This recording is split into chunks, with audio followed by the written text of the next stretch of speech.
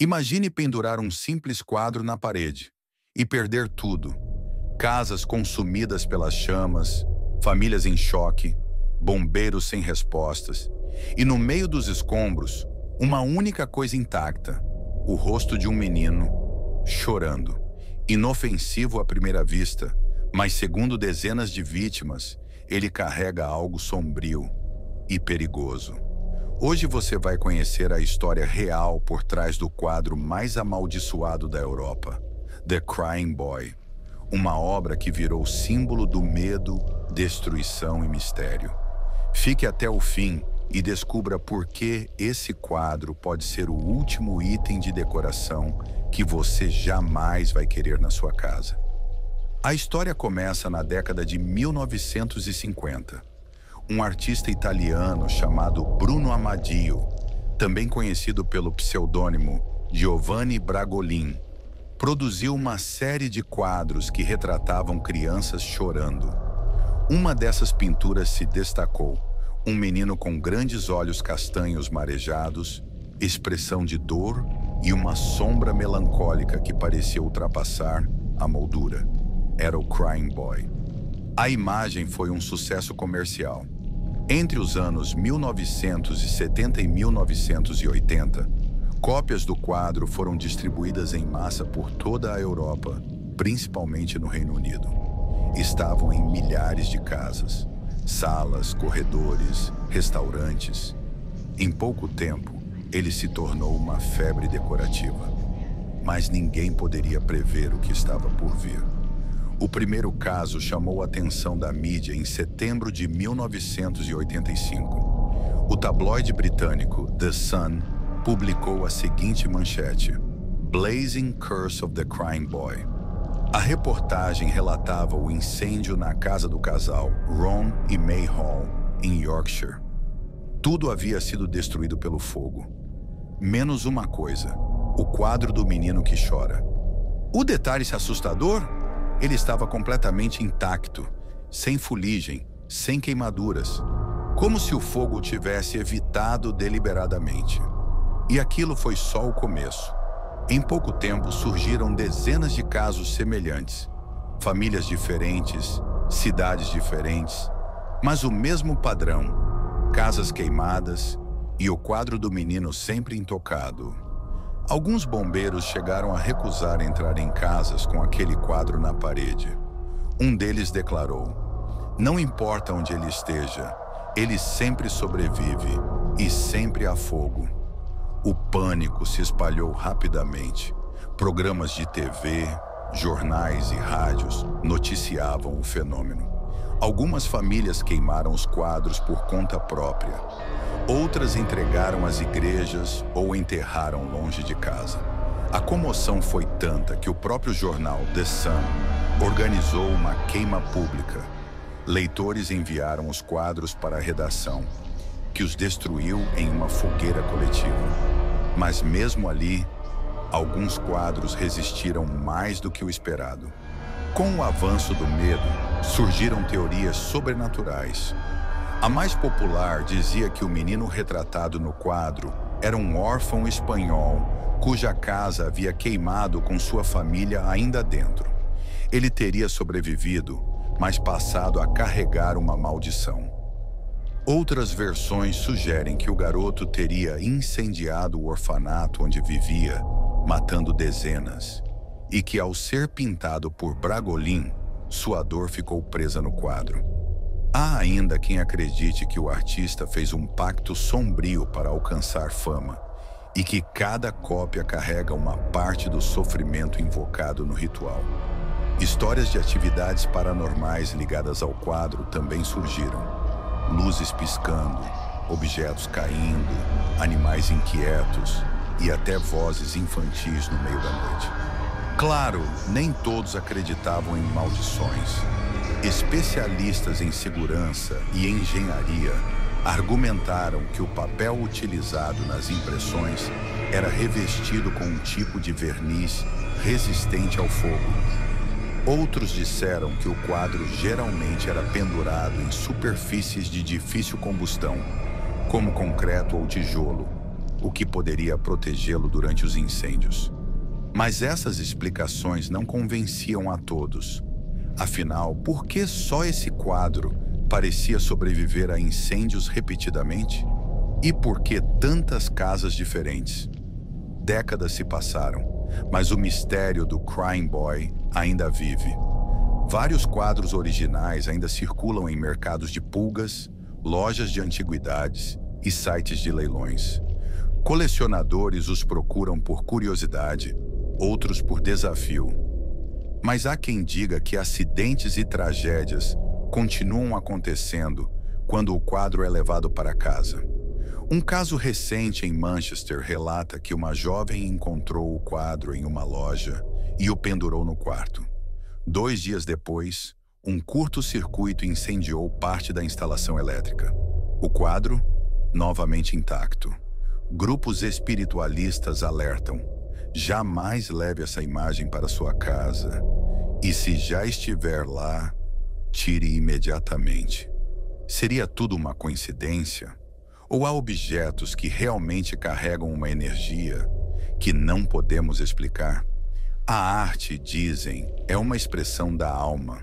E quando essa alma está quebrada, triste ou raivosa, o que exatamente ela deixa para trás? Seja maldição, sugestão coletiva ou apenas acaso, o fato é, o Crying Boy continua nos desafiando a entender onde termina a arte e onde começa o sobrenatural. Você ainda acha que é só um quadro comum? Será que teria coragem de pendurá-lo na sua parede agora? Se gostou dessa história e quer mais casos macabros baseados em fatos reais, inscreva-se no canal e ative o sininho. E lembre-se, quando algo olha para você da parede, talvez você também esteja sendo observado.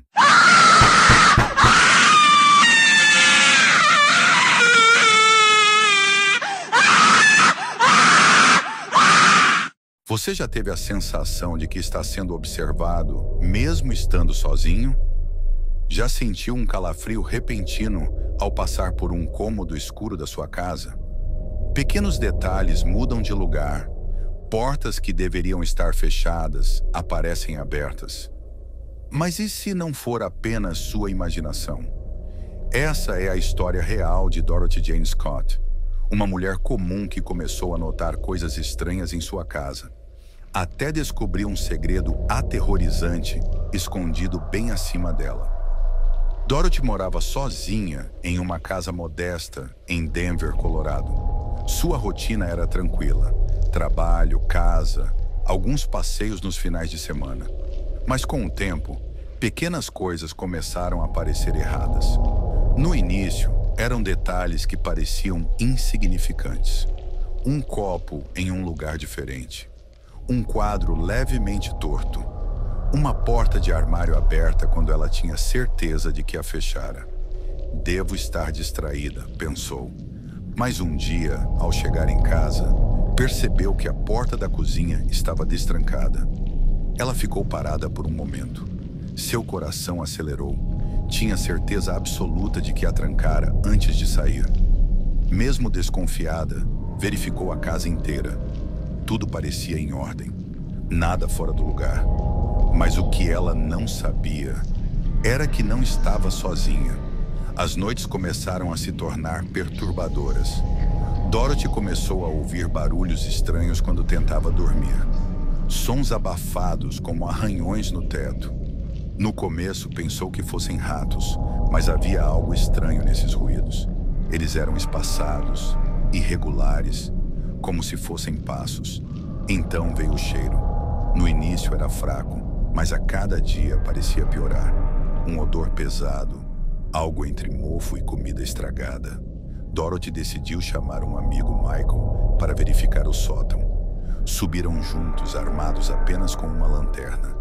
Lá em cima, tudo parecia normal. Caixas velhas, poeira acumulada, nada incomum. Michael riu e disse: "Talvez seja só sua imaginação, Dorothy." Ela tentou concordar, mas algo dentro dela dizia que algo estava errado. Naquela noite, Dorothy acordou com um barulho seco, um rangido. olhou para a porta do quarto. Estava entreaberta. Seu coração disparou. Ela tinha certeza absoluta de que a fechara antes de dormir. O silêncio parecia gritar no escuro. E então ela viu uma silhueta parada ali, observando-a. Por um instante, tudo congelou. O tempo parou. Então, num impulso de puro desespero, Dorothy saltou da cama e correu. Nem olhou para trás. Correu para fora de casa descalça, atravessando a rua até a casa do vizinho. Bateu na porta freneticamente, gritando por ajuda. Quando a polícia chegou, vasculhou cada canto da casa. Nada. Até que um dos policiais subiu no sótão e fez uma descoberta macabra. Lá em cima, no escuro, havia um colchão sujo no chão. Ao lado, roupas imundas. Restos de comida espalhados pelo chão. Alguém estava morando ali há semanas. Dorothy ficou em choque. A polícia descobriu que um homem sem teto tinha invadido sua casa e vinha observando Dorothy de dentro da própria casa. Ele saía durante o dia para procurar comida e voltava à noite. Dorothy nunca mais conseguiu dormir em paz. E o mais assustador? Casos assim não são tão raros. Em 2008, no Japão, um homem percebeu que comida sumia da sua geladeira. Instalou câmeras e descobriu que uma mulher morava no seu armário há meses. Agora me diga, você tem certeza de que está sozinho?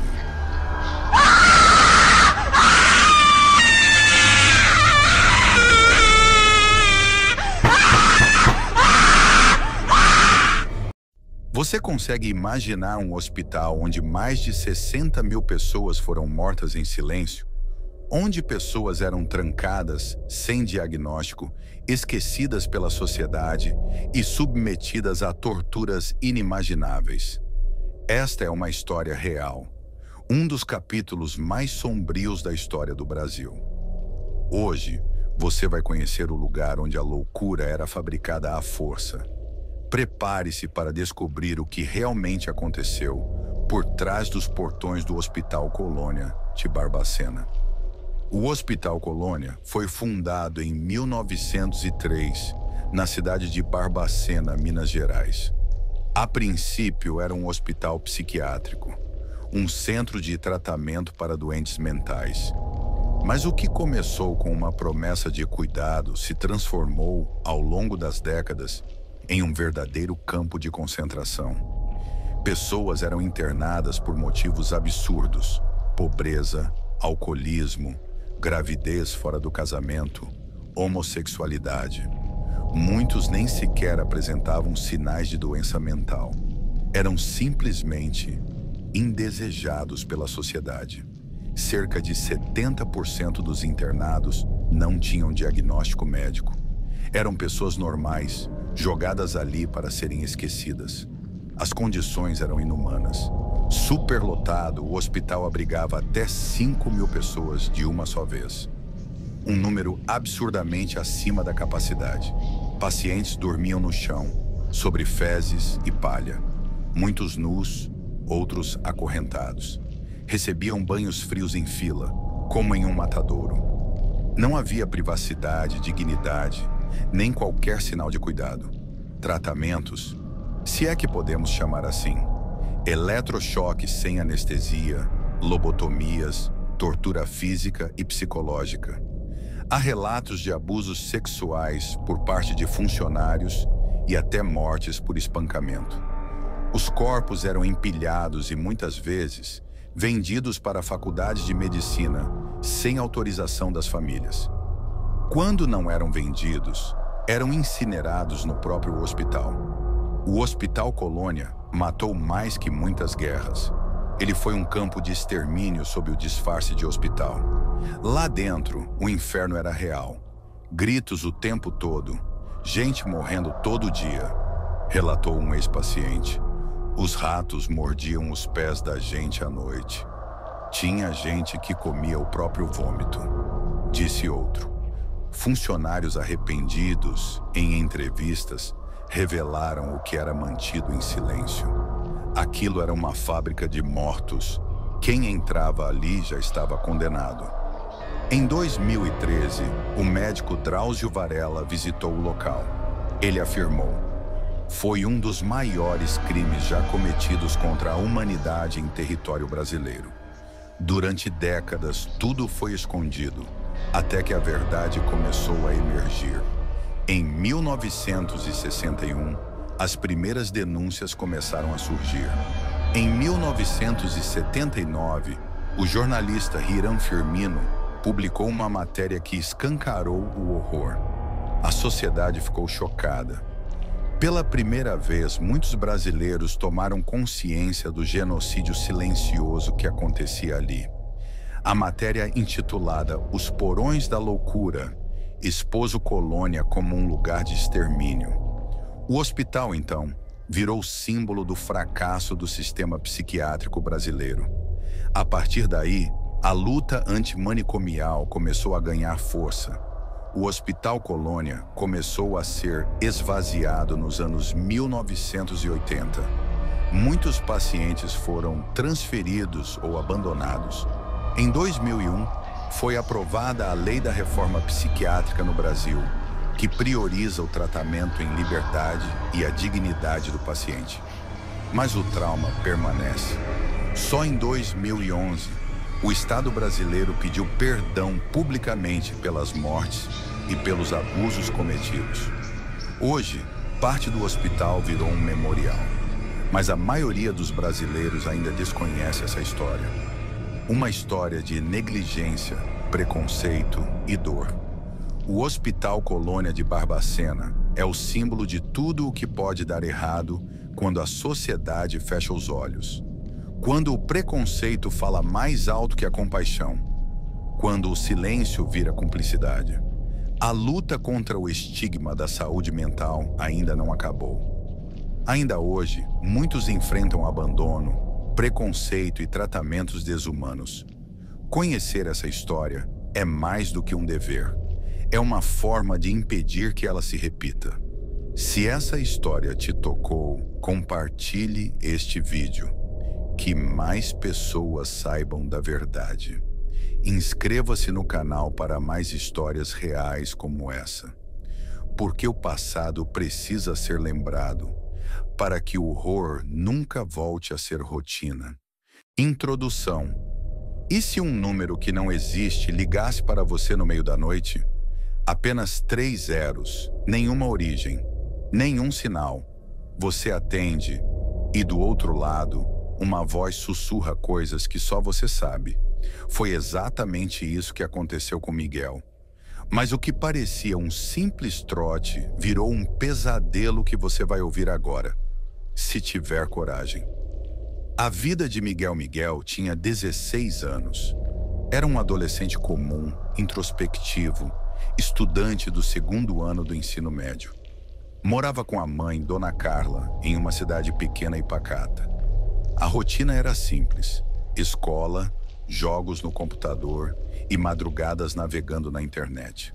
Numa dessas noites, às 3h13 da manhã, seu celular vibrou. Um número desconhecido aparecia na tela: 000. Meio sonolento, Miguel atendeu. Do outro lado, só se ouvia uma respiração pesada. Então, uma voz sussurrou: Miguel, você ainda guarda aquilo atrás do armário, não é? Miguel congelou. Ninguém sabia daquilo. Era um segredo enterrado no tempo. Algo que ele tinha escondido quando ainda era criança, após algo terrível que preferia esquecer. Os sinais se repetem na noite seguinte. À mesma hora, o telefone tocou novamente. Miguel não atendeu, mas a chamada se repetia incessantemente. Quando o celular desligou sozinho e religou, o fundo de tela havia mudado. Uma foto de Miguel dormindo, tirada de cima, como se alguém estivesse parado sobre ele. Ele mostrou para a mãe que achou que fosse um sonho, uma brincadeira da mente cansada. Mas Miguel sabia, havia algo errado, muito errado. Investigação e desespero. Miguel começou a pesquisar. Encontrou fóruns antigos falando sobre o número 000, pessoas relatando ligações sem origem, vozes familiares, alucinações e desaparecimentos.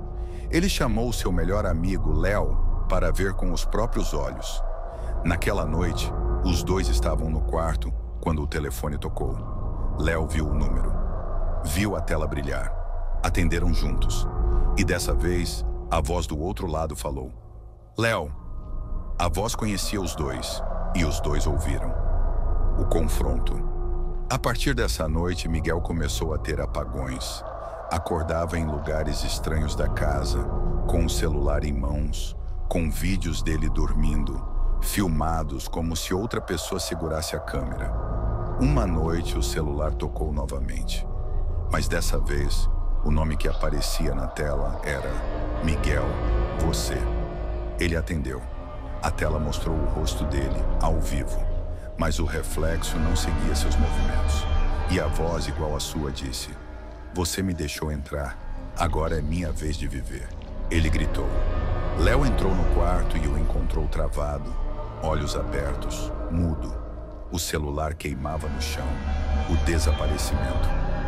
Na manhã seguinte, Léo chamou Dona Carla. Quando subiram ao quarto, Miguel não estava mais lá. A cama intacta, a janela trancada, mas o celular vibrava e mostrava o mesmo número, 000. Dona Carla atendeu. Silêncio. Depois de sua própria voz gravada. Ele já veio. Agora é a sua vez. Encerramento. Essa é a história de Miguel. Oficialmente ele desapareceu sem deixar rastros. Mas dizem que às vezes o número 000 ainda aparece nas madrugadas. E quem atende nunca mais é o mesmo. E você? Se seu celular tocar às 3h13 da manhã com um número desconhecido, você vai atender.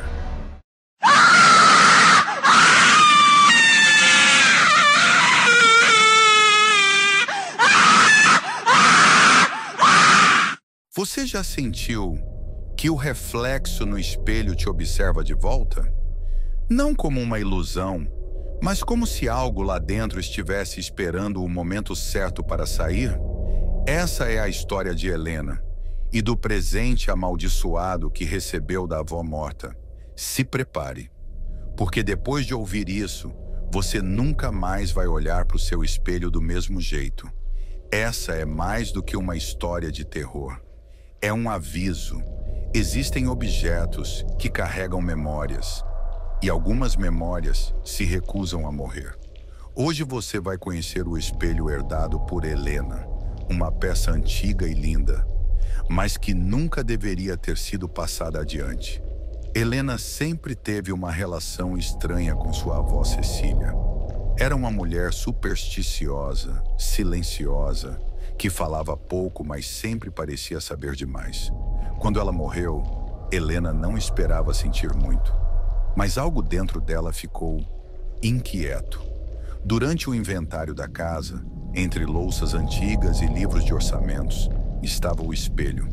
Um espelho de moldura de madeira escura entalhada, grande, com detalhes em folhas e flores esculpidas à mão. Uma frase escrita no verso, com letra tremida: Nunca cubra com pano preto, ele precisa respirar. Intrigada, Helena levou o espelho para casa e o colocou no quarto. No primeiro dia, tudo parecia normal, mas aos poucos, detalhes começaram a mudar. O reflexo demorava frações de segundo para reagir. As luzes pareciam mais fracas quando refletidas nele. E de vez em quando, via vultos passando atrás dela, que não existiam no mundo real. Certa noite, Helena acordou com sede. Ao passar pelo espelho, notou algo estranho. Seu reflexo não a seguia. Ficou parada, olhando, e o reflexo apenas a encarava de volta. No dia seguinte, sua amiga Sofia foi visitá-la. Helena comentou sobre os estranhos comportamentos do espelho. Sofia, curiosa, se aproximou, mas quando olhou, arregalou os olhos. Não estou me vendo. Ele só mostra você. Era verdade. O espelho só refletia a Helena. E mais nada. Naquela noite, Helena teve um pesadelo. No sonho, o espelho estava coberto por um pano preto, mas uma mão saía de dentro e puxava o tecido. Quando o pano caía, era ela mesma quem estava do outro lado, sorrindo. Revelação do passado. Determinada a entender o que estava acontecendo, Helena vasculhou caixas antigas que havia herdado da avó. Encontrou um caderno de anotações com capa de couro coberto de poeira. Dentro, registros estranhos, nomes de mulheres, datas, símbolos desenhados com cuidado. Em uma das páginas, uma frase destacada: "O espelho é uma janela, não é só você que vê." Ela descobriu que o espelho havia sido passado por gerações, sempre entre mulheres da família, desde o século XIX. A avó sempre o manteve coberto, mas nunca explicou o porquê. Agora fazia sentido. No canto de uma foto antiga, Helena viu a imagem da avó jovem. E ao fundo no espelho, um vulto escuro. O mesmo que agora ela começava a ver. Naquela noite, Helena viu o reflexo da avó no espelho, mas ela estava jovem e sorria. Desesperada, Helena tentou cobrir o espelho com um pano preto, mas o tecido pegou fogo sozinho. Tentou quebrar o vidro com um martelo, mas o espelho não trincava. Na frente do espelho, sua imagem começou a se comportar de forma estranha. Primeiro atrasava os movimentos, depois se movia sozinha e, por fim, parou completamente. Helena, meio apavorada, ficou parada olhando. Seu reflexo sorriu e lentamente levantou a mão e atravessou o vidro. No dia seguinte, a cama de Helena estava intacta, mas ela desaparecera. O espelho, porém, continuava lá, no lugar de sempre. E se você olhar bem de perto, vai ver. Helena ainda está lá dentro, esperando que você herde o espelho. Você já sentiu que o reflexo no espelho te observa de volta? Não como uma ilusão, mas como se algo lá dentro estivesse esperando o momento certo para sair? Essa é a história de Helena e do presente amaldiçoado que recebeu da avó morta. Se prepare, porque depois de ouvir isso, você nunca mais vai olhar para o seu espelho do mesmo jeito. Essa é mais do que uma história de terror. É um aviso. Existem objetos que carregam memórias, e algumas memórias se recusam a morrer. Você já viu algo que desejou esquecer para sempre? Algo tão perturbador que sua mente tenta apagar, mas não consegue? Essa é a história de 5 amigos. Eles encontraram um vídeo antigo, um DVD sem nome, sem capa, com uma única frase escrita à mão: "Assista se tiver coragem." Eles assistiram, e agora é a sua vez. Mas já vou avisando, depois que você vê, não tem como desver. Tudo começou numa sexta-feira à tarde. Lucas, 18 anos, convidou 4 amigos para passar o final de semana na antiga casa de campo do avô. Um lugar isolado, no meio do mato, afastado da cidade, silencioso demais para a geração dos sons constantes. Os 5, Lucas, Rafael, Camila, Tiago e Bruna, mal sabiam que aquele seria o último fim de semana que passariam juntos. A casa era antiga, cheirava a madeira molhada e lembranças esquecidas. Os móveis estavam cobertos por lençóis. As fotos nas paredes pareciam observar em silêncio. E o porão... Bom, o porão sempre foi um lugar que ninguém gostava de explorar. Mas jovens e a curiosidade andam juntos. No fim da tarde, depois de explorarem a casa rindo e tirando selfies para postar depois, Lucas decidiu mostrar o porão. Lá embaixo, em meio a caixas de fitas antigas e objetos empoeirados, estava um pequeno envelope. Dentro dele, um DVD prateado, sem capa, sem nada. Apenas uma frase escrita à mão com caneta preta: "Assista se tiver coragem." Eles riram. "Isso é tipo o começo de todo filme de terror ruim", brincou Tiago. "Ou é um viral bizarro do vovô." acrescentou Bruna, tentando parecer confiante. Mesmo assim, a curiosidade venceu o bom senso. Ligaram o velho DVD player na televisão da sala e apertaram play. A tela ficou preta por alguns segundos. Então, começou a mostrar a própria casa, a mesma casa, as mesmas roupas que eles estavam usando. E então, eles mesmos, morrendo, um por um. No vídeo, cada um era atacado de forma diferente. Camila era puxada pela escada. Tiago tentava fugir, mas era trancado no banheiro. Rafael caía do sótão. Bruna gritava no corredor. E Lucas apenas chorava, coberto de sangue diante da câmera. O grupo entrou em pânico. "Isso é algum tipo de piada?" gritou Rafael. Mas ninguém estava rindo. Naquela mesma noite, Rafael decidiu dormir mais cedo. Estava abalado, mas tentou racionalizar tudo. "Devem ter editado esse vídeo para zoar a gente", murmurou. Mas por volta das 2 da manhã, acordou com um som vindo do corredor. Ao verificar, escutou algo atrás dele. Ao se virar, caiu escada abaixo, exatamente como o vídeo mostrava.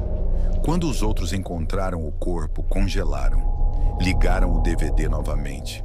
E agora, Rafael não aparecia mais no vídeo. Só 4 deles.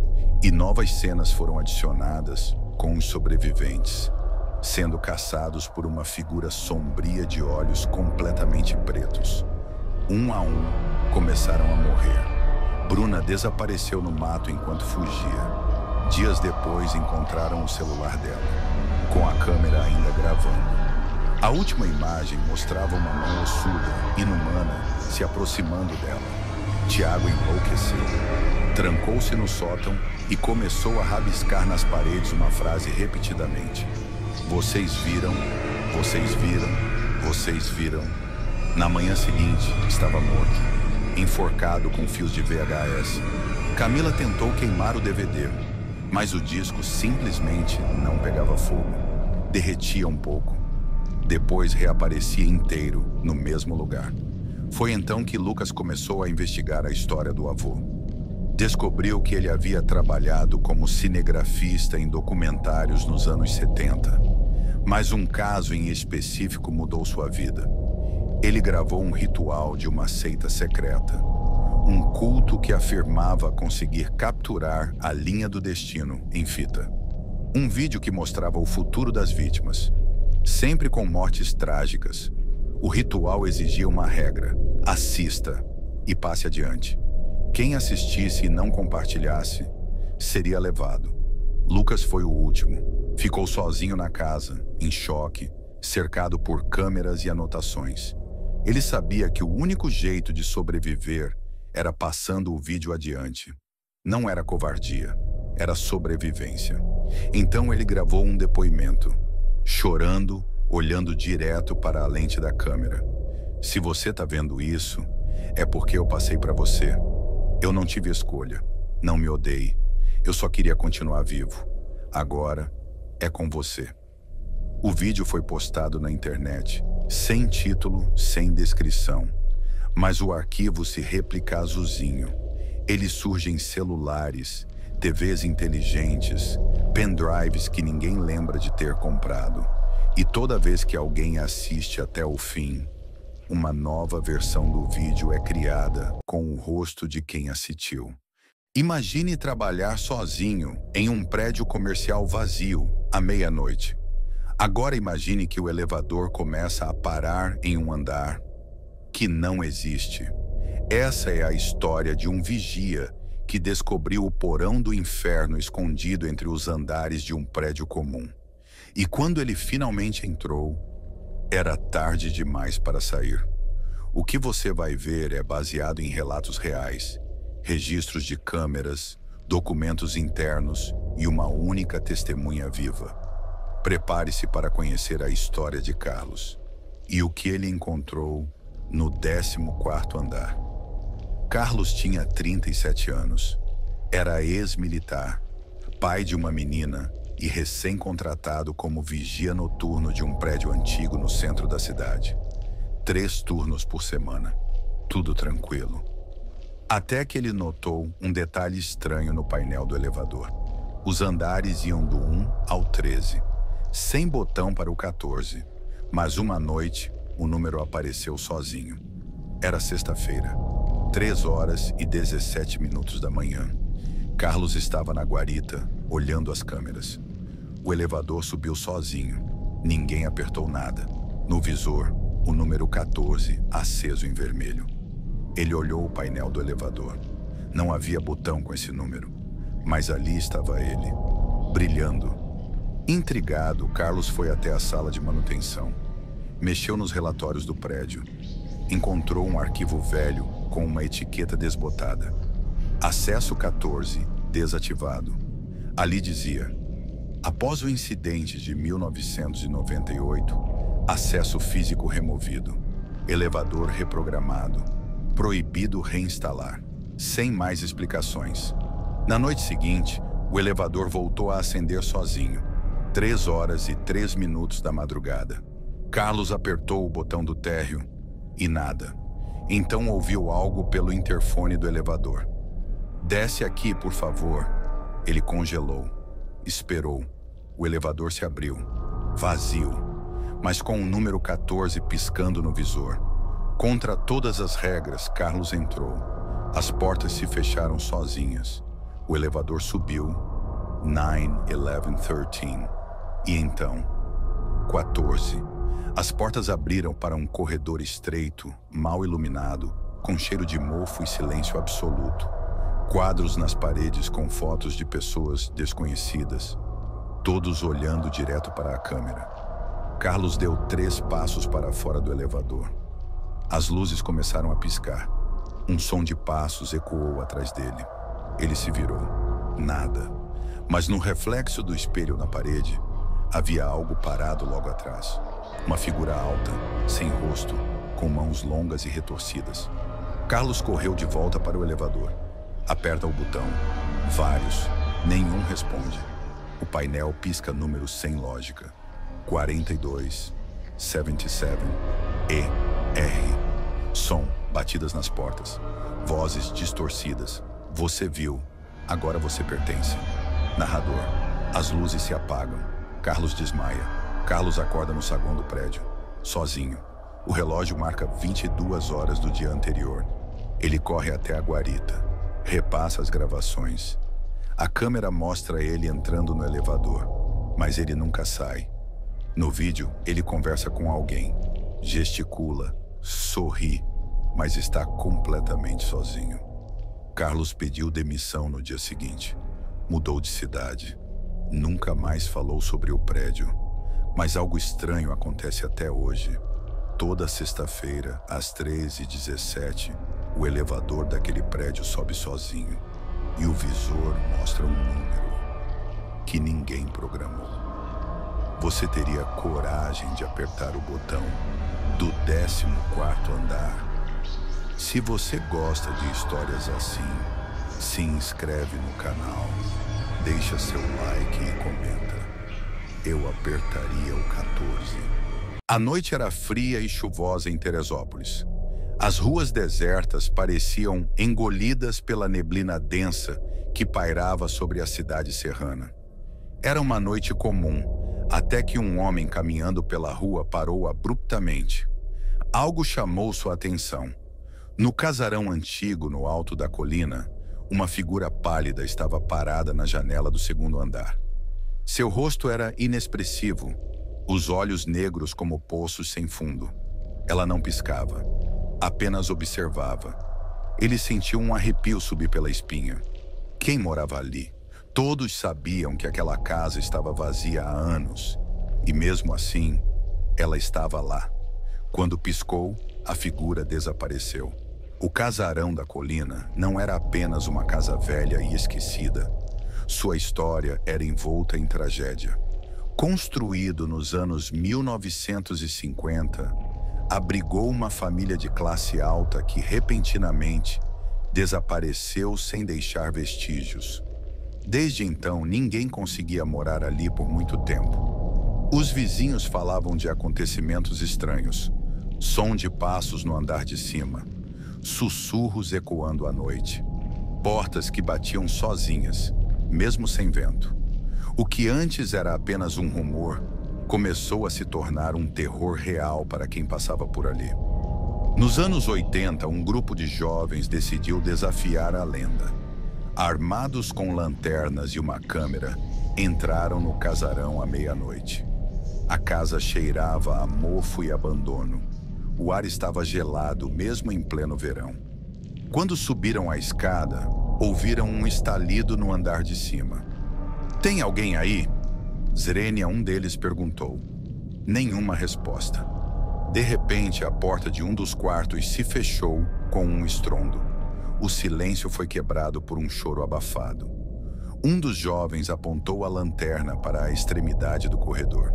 Uma figura feminina estava ali, parada, de costas para eles. A luz oscilou. Quando voltou ao normal, ela havia sumido. Os moradores da região sempre se perguntaram por que aquela casa era assombrada, mas poucos conheciam a verdade. Pesquisadores descobriram que, décadas antes, uma mulher chamada Elisa Montenegro viveu ali.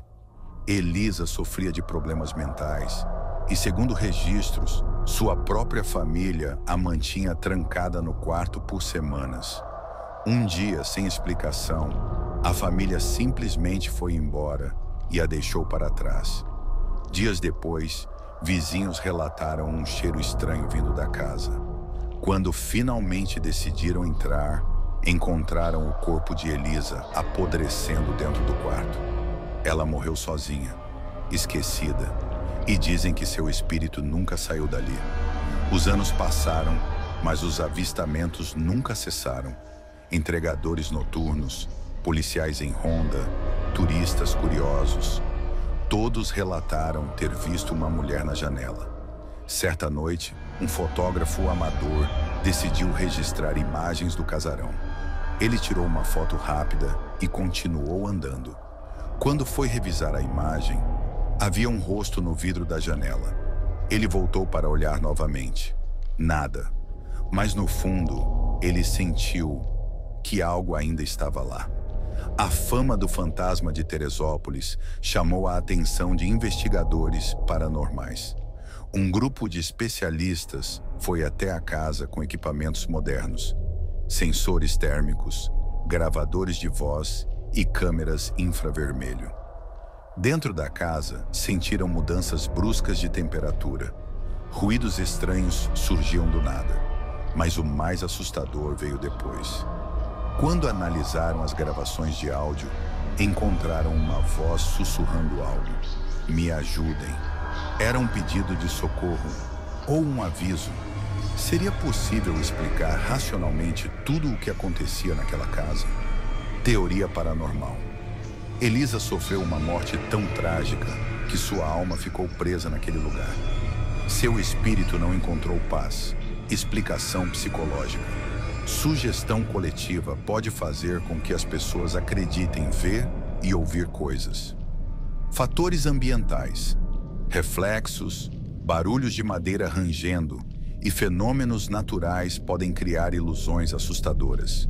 Mas então, por que as evidências captadas pelos caçadores de fantasmas são tão consistentes? O que realmente acontece naquela casa? A casa ainda está lá, abandonada. Os moradores continuam evitando passar por perto à noite. E de tempos em tempos, alguém jura ter visto uma mulher na janela. Ela está esperando por algo ou por alguém. Seja como for, o fantasma de Teresópolis continua assombrando aqueles que ousam cruzar seu caminho. Afinal, você passaria uma noite ali?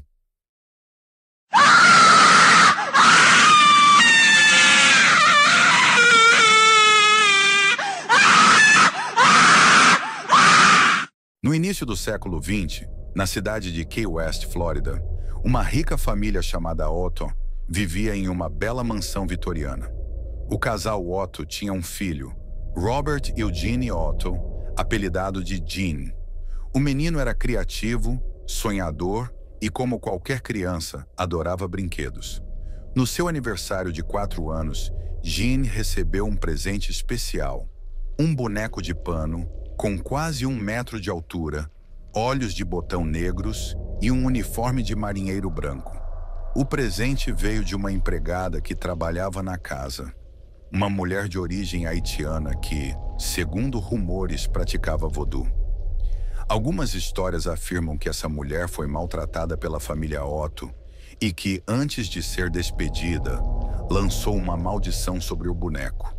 Jean ficou fascinado por ele. O boneco era mais do que um brinquedo. Ele se tornou seu melhor amigo. O menino lhe deu o próprio nome, chamando-o simplesmente de Roberto. A partir desse momento, as coisas começaram a ficar estranhas na casa dos Otto. Logo, os pais perceberam que Jean passava horas conversando sozinho no quarto.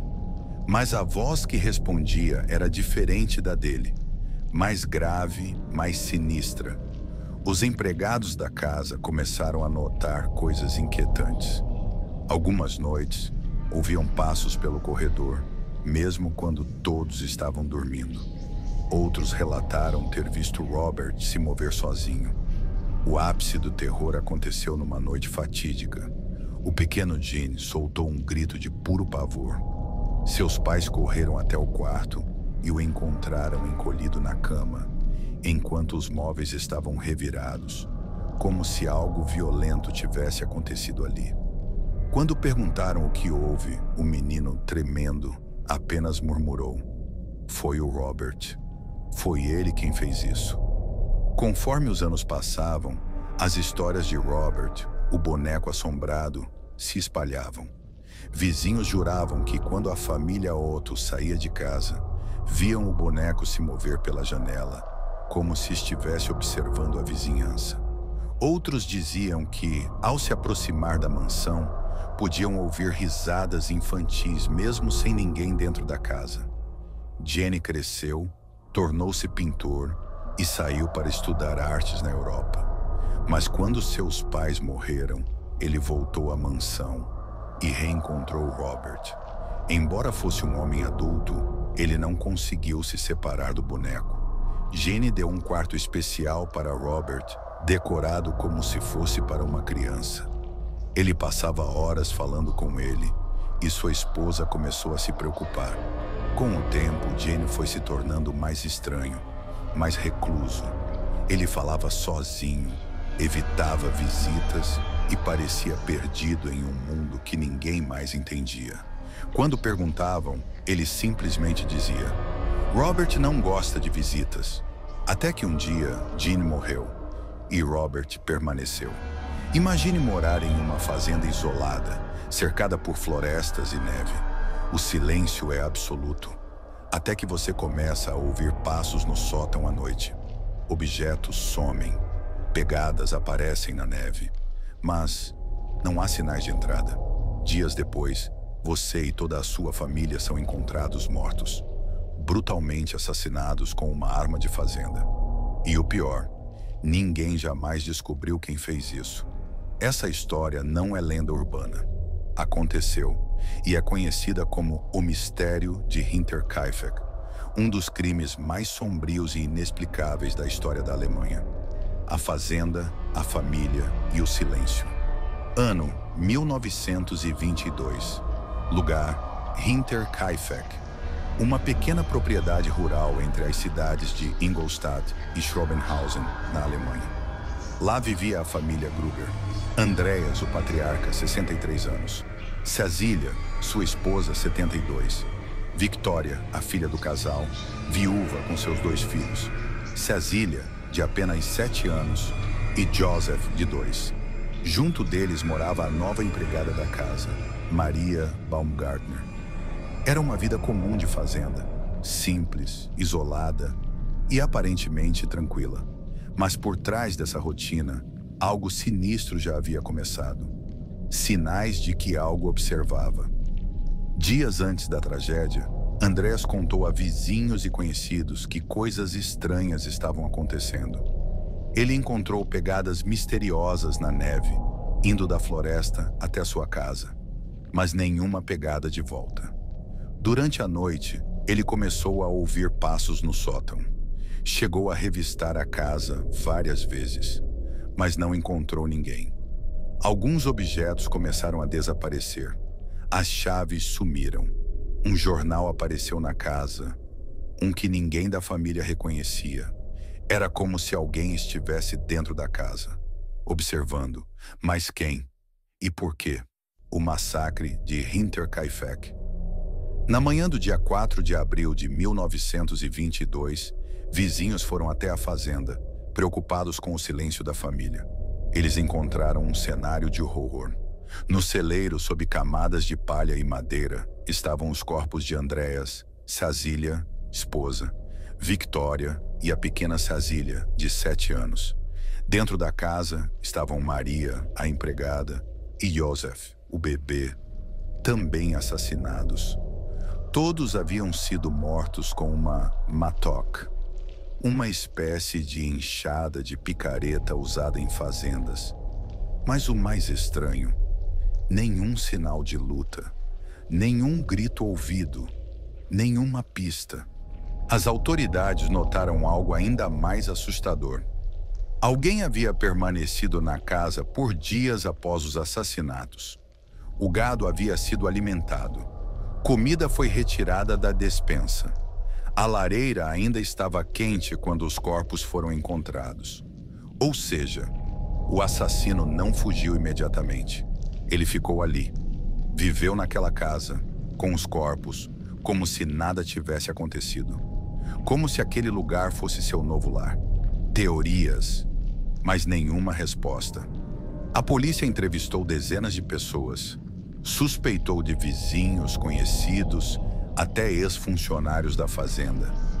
Um dos principais suspeitos foi Lorenz Schlittenbauer, um homem que teria tido um relacionamento com Victoria. Mas nada foi comprovado. Outros acreditam que o assassino era um soldado traumatizado da Primeira Guerra Mundial, escondido na floresta, vivendo como um fantasma e que explodiu em violência. Há quem diga que era alguém da própria casa, um dos moradores. Mas então por que o massacre?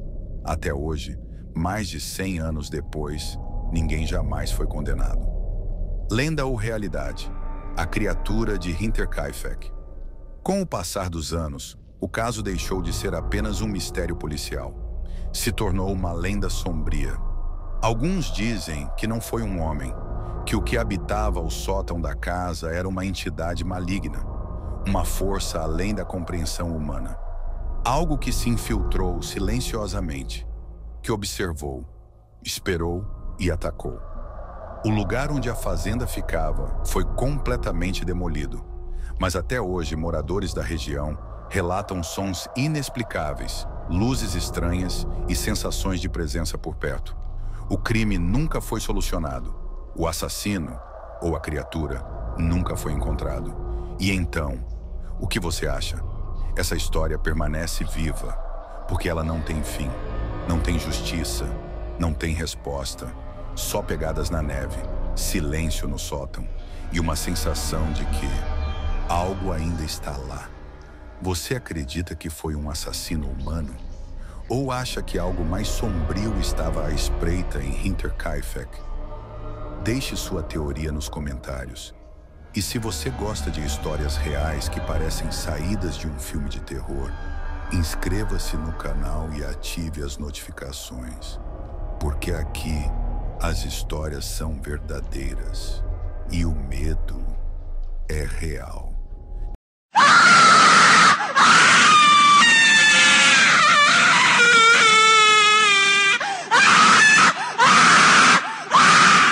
No início do século XX, na cidade de Key West, Flórida, uma rica família chamada Otto vivia em uma bela mansão vitoriana.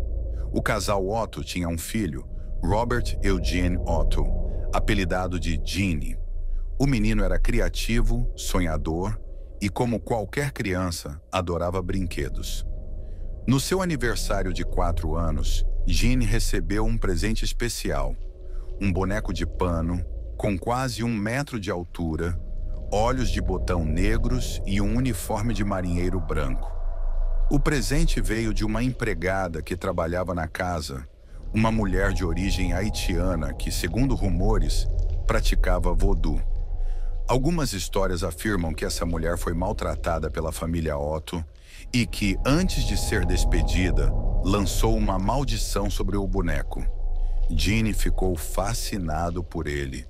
O boneco era mais do que um brinquedo. Ele se tornou seu melhor amigo. O menino lhe deu o próprio nome, chamando-o simplesmente de Roberto. A partir desse momento, as coisas começaram a ficar estranhas na casa dos Otto. Logo, os pais perceberam que Gene passava horas conversando sozinho no quarto. Mas a voz que respondia era diferente da dele. Mais grave, mais sinistra. Os empregados da casa começaram a notar coisas inquietantes. Algumas noites, ouviam passos pelo corredor, mesmo quando todos estavam dormindo. Outros relataram ter visto Robert se mover sozinho. O ápice do terror aconteceu numa noite fatídica. O pequeno Gene soltou um grito de puro pavor. Seus pais correram até o quarto e o encontraram encolhido na cama, enquanto os móveis estavam revirados, como se algo violento tivesse acontecido ali. Quando perguntaram o que houve, o menino, tremendo, apenas murmurou: "Foi o Robert. Foi ele quem fez isso." Conforme os anos passavam, as histórias de Robert, o boneco assombrado, se espalhavam. Vizinhos juravam que quando a família Otto saía de casa, viam o boneco se mover pela janela, como se estivesse observando a vizinhança. Outros diziam que, ao se aproximar da mansão, podiam ouvir risadas infantis, mesmo sem ninguém dentro da casa. Gene cresceu, tornou-se pintor e saiu para estudar artes na Europa. Mas quando seus pais morreram, ele voltou à mansão e reencontrou Robert. Embora fosse um homem adulto, ele não conseguiu se separar do boneco. Gene deu um quarto especial para Robert, decorado como se fosse para uma criança.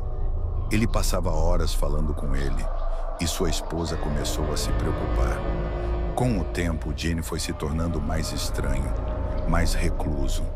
Ele falava sozinho, evitava visitas e parecia perdido em um mundo que ninguém mais entendia. Quando perguntavam, ele simplesmente dizia: "Robert não gosta de visitas." Até que um dia, Gene morreu e Robert permaneceu. Após a morte de Gene Otto, a casa foi vendida para uma nova família. E foi então que o verdadeiro pesadelo recomeçou. A filha do casal, uma menina de 10 anos, encontrou Robert no sótão e, encantada, decidiu mantê-lo em seu quarto. Mas logo começou a acordar no meio da noite, gritando de terror. Ela dizia que Robert piscava para ela, movia-se sozinho e tentava atacá-la. Seus pais, apavorados, decidiram se livrar do boneco. Robert foi doado ao Museu Fort East Martello, onde está exposto até hoje, dentro de uma caixa de vidro fechada. Mas nem mesmo um museu foi capaz de conter sua maldição. Os visitantes dizem que quem tira fotos de Robert sem pedir permissão sofre consequências horríveis. O museu recebe centenas de cartas de pessoas que tiveram acidentes, doenças ou perdas inesperadas depois de desrespeitá-lo. Elas pedem perdão, acreditando que só assim podem se livrar da maldição. Os funcionários relatam que luzes piscam quando passam perto dele, e alguns até dizem que Robert muda de posição dentro do vidro. E há algo ainda mais inquietante. Mesmo hoje, em 2025, o museu continua recebendo relatos de fenômenos inexplicáveis ligados a Robert. A história do boneco Robert divide opiniões. Alguns acreditam que ele é um objeto amaldiçoado, carregado com energia negativa desde o início. Outros acham que tudo não passa de uma ilusão coletiva, fruto da sugestão e do medo. A psicologia explica que quando acreditamos em algo, nosso cérebro cria experiências que reforçam essa crença. Será esse o caso de Robert? Ou será que, em algum lugar no escuro, seus olhos de botão ainda observam cada movimento daqueles que ousam duvidar? A decisão é sua. Mas, se um dia você for visitar Robert, lembre-se de pedir permissão antes de tirar uma foto, porque talvez ele esteja te observando neste exato momento. Você acredita que Robert realmente é assombrado? Ou tudo não passa de uma grande ilusão? Comente abaixo sua opinião. Se gostou da história, deixe seu like e compartilhe. E não se esqueça de se inscrever para mais histórias assustadoras como essa. Até a próxima. E cuidado ao pronunciar o nome dele em voz alta.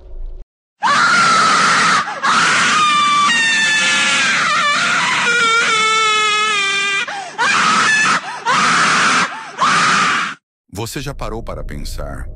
O que acontece quando alguém morre perto de um espelho? Em algumas culturas, acredita-se que ele deve ser coberto imediatamente, porque, se não for, a alma do morto pode ficar presa para sempre, refletida ali. E se eu te dissesse que há um espelho nos Estados Unidos, onde essa maldição parece ter acontecido de verdade? Uma peça antiga, em uma mansão sulista, onde até hoje se escutam sussurros, vêem-se mãos marcadas no vidro e rostos que não pertencem a este mundo. Hoje você vai conhecer a história arrepiante do espelho amaldiçoado da Myrtle's Plantation, um objeto que parece carregar dentro de si as almas daqueles que nunca conseguiram partir. A Plantação dos Mortos, som ambiente de floresta úmida, pássaros abafados, sinos de vento. A Myrtle's Plantation foi construída em 1796, em St. Francisville, na Louisiana. À primeira vista parece um cenário de filme antigo. Colunas brancas, varanda larga, móveis vitorianos, chão de madeira gasto pelo tempo. Mas quem pisa ali sente logo no primeiro passo que algo está errado.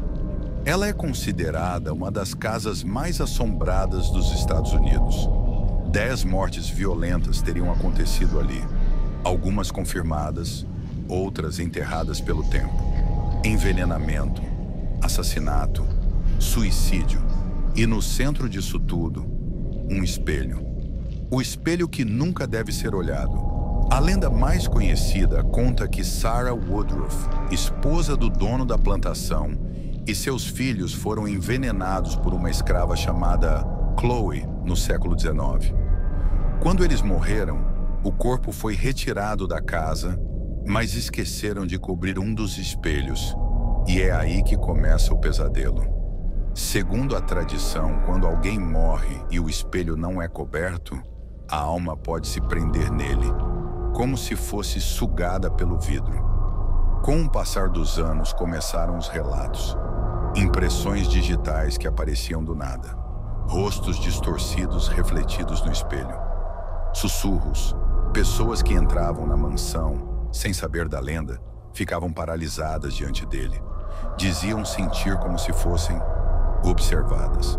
Relatos reais. Funcionários da plantação confirmam. Não importa quantas vezes limpem o espelho, as marcas de mãos voltam. Turistas relatam sentir arrepios ao se aproximarem. Alguns chegam a vomitar, outros choram sem explicação.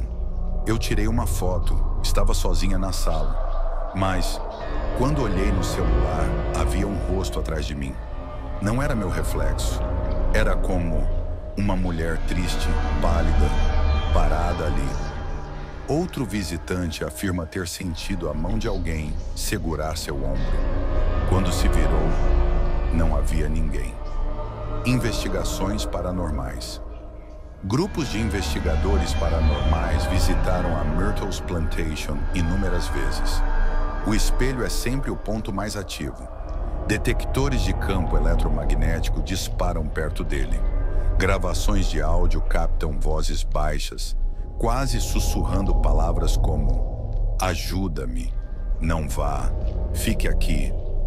Um grupo registrou um vídeo onde o reflexo de uma mulher aparece por um segundo, mesmo com a sala completamente vazia.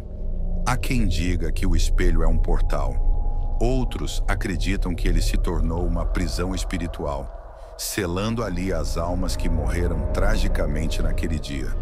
Ciência vez maldição. Céticos afirmam que tudo pode ser explicado. Mofo, reflexos de luz, a imaginação influenciada pela sugestão.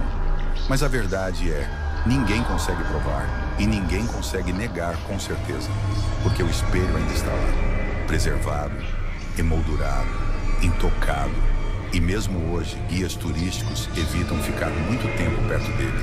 Guia turístico, voz masculina baixa. Eu não gosto de olhar muito. Às vezes parece que o espelho respira. Eu sei que parece loucura, mas parece. A pergunta que não quer calar. Será que existe mesmo um objeto capaz de prender uma alma? Será que o sofrimento pode marcar não só paredes, mas objetos? E mais importante, você teria coragem de olhar para esse espelho?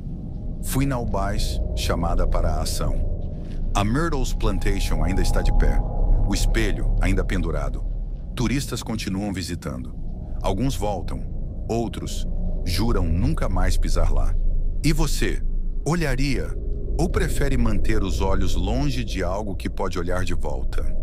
Se essa história mexeu com você, deixa um like, se inscreve no canal e comenta aqui embaixo. Você acredita que objetos podem guardar o mal? E se quiser mais histórias como essa, o próximo caso que vou contar é ainda mais sombrio.